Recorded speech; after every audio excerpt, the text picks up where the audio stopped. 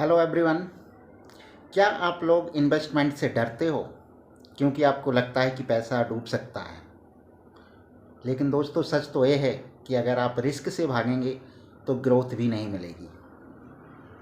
लोग कहते हैं कि इन्वेस्टमेंट में रिस्क है, पैसा डूब सकता है, मतलब जो पैसा हम लगा रहे हैं वो पैसा डूब सकता है, इसलिए मैं तो फिक्स डिपॉजिट करता हूँ, उसी में सेफ़ हूँ।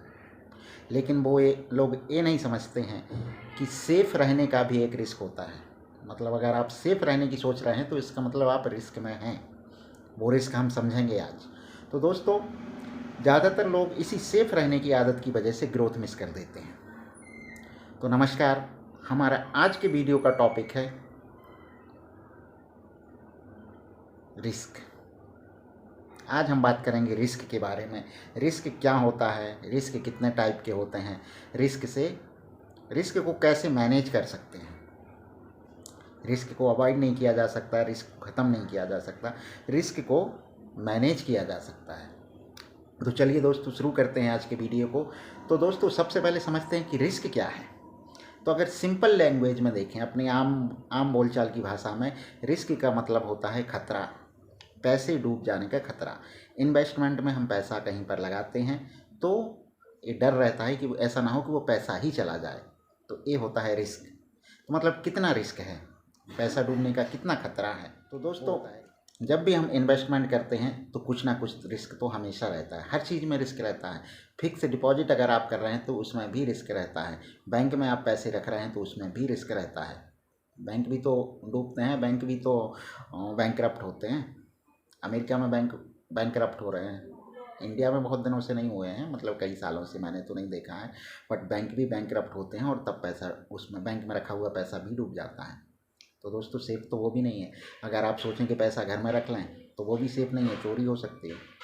तो दोस्तों, जो भी इन्वेस्टमेंट है, जहाँ भी इन्वेस्टमेंट है वहाँ तो रिस्क है। तो दोस्तों, रिस्क मतलब पैसा लूज होने का चांस, कितने चांस है पैसा लूज होने का, वो रिस्क है। अगर आपने इन्वेस्टमेंट किया है और रिस्क है तो उसकी वैल्यू कम हो सकती है, इन्वेस्टमेंट की वैल्यू। अब आइए समझते हैं कि कितने टाइप के होते हैं रिस्क। तो रिस्क के दोस्तों जो टाइप है ना, मेनली तीन टाइप में डिवाइड किया गया है। पहले तो होता है लो रिस्क। लो रिस्क वाले इन्वेस्टमेंट, तो लो रिस्क वाले इन्वेस्टमेंट वो होते हैं जिनमें रिस्क बहुत कम होता है। जैसा अभी मैंने डिस्कस किया ना कि बैंक डूब जाए, बैंक करप्ट हो जाए, तो दोस्तों ऐसा तो बहुत कम होता है, हमने भी कई सालों से नहीं देखा है। तो इसके चांस बहुत कम है कि कोई बैंक ही डूब जाए। तो दोस्तों, जो बैंक में पैसा रखा होता है ना, उसमें रिस्क बहुत कम होता है, लगभग ना के बराबर। तो जो हमारा सेविंग अकाउंट है, जो हमारा फिक्स डिपॉजिट है, बैंक के अंदर हम जो सेविंग स्कीम्स में जमा कर रहे हैं ना, वो सेफ़ होता है, उसको हम लो रिस्क वाले कैटेगरी में डाल सकते हैं, लो रिस्क इन्वेस्टमेंट।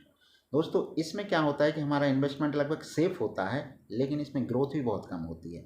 अगर नॉर्मली देखा जाए तो सेविंग अकाउंट में कितना इंटरेस्ट मिलता है, लगभग 4%। फिक्स डिपॉजिट में कितना इंटरेस्ट मिलता है, 6 से 7%। और दोस्तों, इन्फ्लेशन रेट, महंगाई दर ही 6 से 7% है। तो अगर हमारा पैसा भी उसी रेट से ग्रो हो रहा है तो वो तो ज़्यादा ग्रो नहीं हो पाएगा, ज़्यादा नहीं बढ़ पाएगा। इसलिए जो हमारे लो रिस्क वाले इन्वेस्टमेंट होते हैं ना, उनमें पैसा सेफ रहता है, बट हमारा ग्रोथ भी बहुत कम होता है। अब दूसरा आता है मीडियम रिस्क।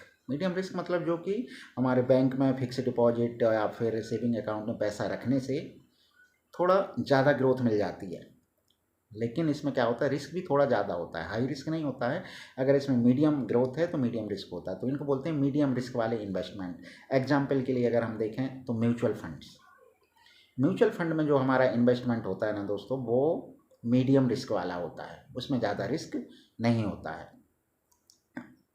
और हम देखते हैं बॉन्ड्स, गवर्नमेंट बॉन्ड्स वगैरह, ये भी हमारे मीडियम रिस्क में आ जाते हैं। इसमें क्या होता है, रिस्क जो होता है वो बैलेंस होता है और रिटर्न भी मीडियम टाइप का ही होता है।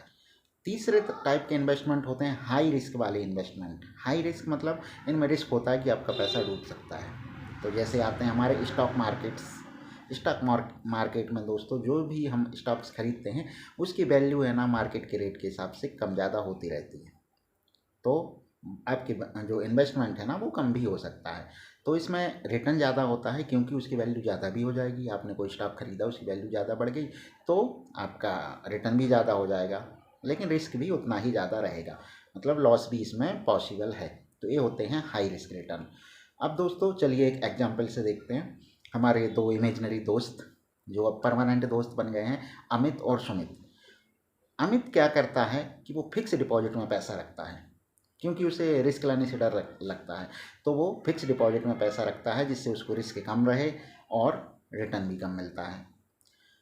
दूसरी तरफ जो सुमित रहता है ना, वो म्यूचुअल फंड में इन्वेस्टमेंट करता है। वो म्यूचुअल फंड में इन्वेस्टमेंट करता है तो रिस्क उसका फिक्स डिपॉजिट से थोड़ा ज़्यादा रहता है, लेकिन रिटर्न भी फिक्स डिपॉजिट से ज़्यादा रहता है। थोड़ा सा फ्लक्चुएशन होता है, लेकिन लॉन्ग टर्म में अगर देखते हैं ना, तो लॉन्ग टर्म में उसका रिटर्न फिक्स डिपॉजिट से अच्छा खासा ज़्यादा रहता है।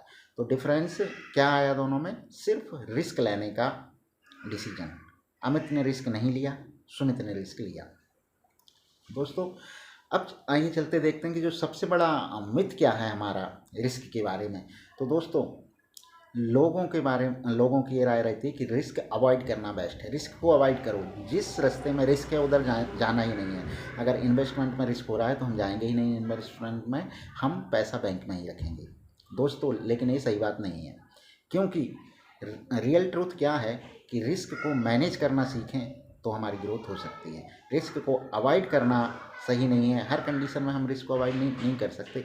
कभी ना कभी तो हमें रिस्क का सामना करना ही पड़ता है। लाइफ के किसी भी हिस्से में देख लें, लाइफ के किसी भी फील्ड में देख लें। तो दोस्तों रिस्क अवॉइड करने से अच्छा है रिस्क को मैनेज करना सीखा जाए। कैसे हम रिस्क का जो इम्पैक्ट है उसको कम कर सकते हैं, कैसे हम रिस्क के चांसेज कम कर सकते हैं। दोस्तों आइए चलिए समझते हैं अब रिस्क वर्सेज रिटर्न, मतलब रिस्क और रिटर्न में क्या संबंध है। तो रिटर्न के बारे में मैंने वीडियो बनाया था कल, आप यहाँ से देख सकते हैं। ये वाला वीडियो जो ऊपर दिया हुआ है इसमें लिंक भी है, आप इस पर क्लिक करेंगे तो आप डायरेक्ट रिटर्न वाले वीडियो पर पहुँच जाएंगे। आज हम बात कर रहे हैं रिस्क की, तो आइए समझते हैं रिस्क और रिटर्न में क्या संबंध होता है।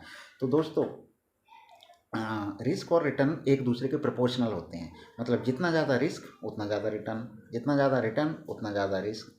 अपोजिट भी है, जितना कम रिस्क उतना कम रिटर्न, जितना कम रिटर्न उतना कम रिस्क। तो दोस्तों इसलिए हमें इसमें बैलेंस बनाना ज़रूरी होता है, क्योंकि हम ज़्यादा हाई रिस्क में तो जा नहीं सकते और हम लो रिटर्न पे भी टिक नहीं सकते, तो हमें मीडियम रास्ता खोजना पड़ता है। दोस्तों एक बहुत बड़ा रिस्क है रियल रिस्क, जो हम सभी के ऊपर है। हम सभी उसी रिस्क के अंडर में ही हैं, और वो रिस्क है इन्फ्लेशन वाला रिस्क। इन्फ्लेशन वाले रिस्क में क्या होता है कि हमारा जो पैसा है सेविंग में रखा है उसकी वैल्यू तो कम होना ही है। अगर हम इन्वेस्टमेंट करें या ना करें, अगर हम ग्रोथ के बारे में सोचें या ना सोचें, लेकिन हमारा पैसा तो रखे रखे धीरे धीरे कम होता ही जाता है।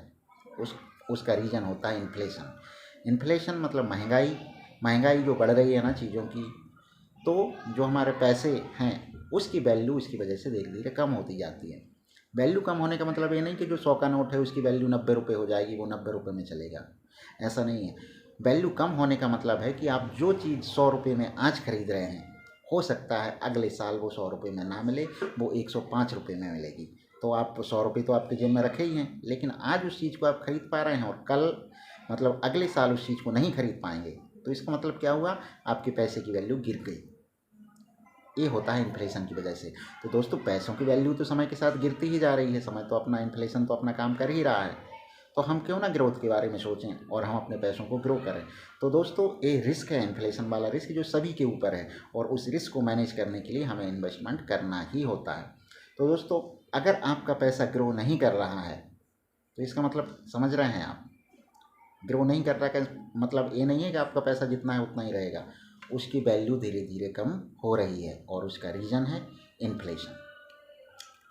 दोस्तों अब आइए चलिए देखते हैं कि रिस्क को मैनेज कैसे करें, क्योंकि रिस्क को अवॉइड तो कर नहीं सकते हैं, तो रिस्क को मैनेज कैसे किया जाए। तो रिस्क को मैनेज करने का सबसे पहला तरीका है डाइवर्सिफिकेशन। डाइवर्सिफिकेशन मतलब अपना अगर पैसा आप इन्वेस्ट कर रहे हैं तो एक ही जगह ना करें, अलग अलग जगह करें, 4 जगह करें, 5 जगह करें। उससे क्या होगा ना कि अगर किसी एक इन्वेस्टमेंट में आपको अच्छा खासा प्रॉफिट नहीं मिल पा रहा है तो दूसरे इन्वेस्टमेंट में जो प्रॉफिट मिलेगा उससे बैलेंस रहेगा। तो और अगर आपने एक ही जगह सारा इन्वेस्टमेंट किया हुआ है और सपोज वो लॉस में जा रहा है तो आपका तो पूरा का पूरा पैसा लॉस में जा रहा है। तो दोस्तों अपने इन्वेस्टमेंट को डाइवर्सिफाई करें। दोस्तों दूसरा स्टेप है कि लॉन्ग टर्म के बारे में सोचें। अगर हम म्यूचुअल फंड में इन्वेस्टमेंट कर रहे हैं ना, तो हमें तुरंत का तुरंत फ़ायदा नहीं दिखता उसमें, क्योंकि ये मार्केट पर डिपेंड करता है। हो सकता है कि आपने आज म्यूचुअल फंड खरीदा, अगले महीने में वो लॉस में रहे। बट लॉन्ग टर्म में देखा जाए तो लॉन्ग टर्म में ये प्रॉफिट में रहता है। तो हमेशा लॉन्ग टर्म के बारे में सोचें।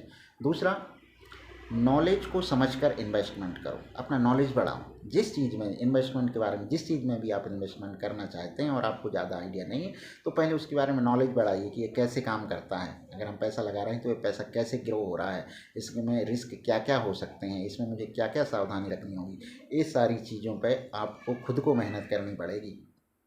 नॉलेज मिल जाएगा हर जगह, आपको सीखना पड़ेगा, आपको लर्न करना पड़ेगा, आपको टाइम देना पड़ेगा, आपको अपनी स्किल्स बढ़ानी पड़ेंगी। तो दोस्तों, जब भी इन्वेस्टमेंट करें ना, अपने नॉलेज को बढ़ाकर ही करें। जब तक आपको नॉलेज ना हो जिस चीज़ के बारे में, उस चीज़ में आप पैसा मत लगाइए। दूसरों के भरोसे मत लगाइए, दूसरों की सलाह पर मत लगाइए। नेक्स्ट स्टेप क्या है? इमरजेंसी फंड रखो। इमरजेंसी फ़ंड के बारे में हमने काफ़ी बात की है, मेरे इस वीडियो में भी जाकर आप देख सकते हैं। ऊपर ये जो वीडियो दिख रहा है, इस वीडियो पे आप क्लिक करेंगे तो आप पहुंच जाएंगे मेरे इस वीडियो पर, जिसमें मैंने समझाया है इमरजेंसी फ़ंड के बारे में। तो दोस्तों, इमरजेंसी फ़ंड अगर आप रखेंगे तो अगर आपकी इमरजेंसी आती है तो आपको अपने एग्जिस्टिंग इन्वेस्टमेंट को ब्रेक नहीं करना पड़ेगा। जो आपका इन्वेस्टमेंट चल रहा है वो कंटिन्यू चलता रहेगा और आपका जो ज़रूरतें हैं ना, वो इमरजेंसी फ़ंड से पूरी हो जाएंगी। इसलिए इमरजेंसी फ़ंड रखना बहुत ज़रूरी है। दोस्तों, हमेशा याद रखें, रिस्क को अवॉइड नहीं करना है, रिस्क को स्मार्ट तरीके से मैनेज करना है, स्मार्टली मैनेज करना है रिस्क को। और इसके तरीके आप मेरे वीडियो से भी सीख सकते हैं, दूसरे भी वीडियो होंगे उनसे भी सीख सकते हैं। दोस्तों, रिस्क जो है ना, हमारा दुश्मन नहीं है। रिस्क जो है वो ग्रोथ का पार्ट है। जैसे हम कहते हैं ना कि लाइफ में तो आते ही रहते हैं, दिन रात, सुख दुख, ऊंच नीच, ये सब चलता रहता है। वैसे ही रिस्क जो है ना, वो भी एक ग्रोथ का पार्ट है। स्मार्ट लोग रिस्क को समझते हैं और इस रिस्क को यूज करके ग्रोथ करते हैं। दोस्तों, तो अगर आपको वेल्थ बनानी है तो रिस्क को मैनेज करना सीखना होगा। रिस्क से डरना बंद करो, रिस्क को समझो और उसे कंट्रोल करो।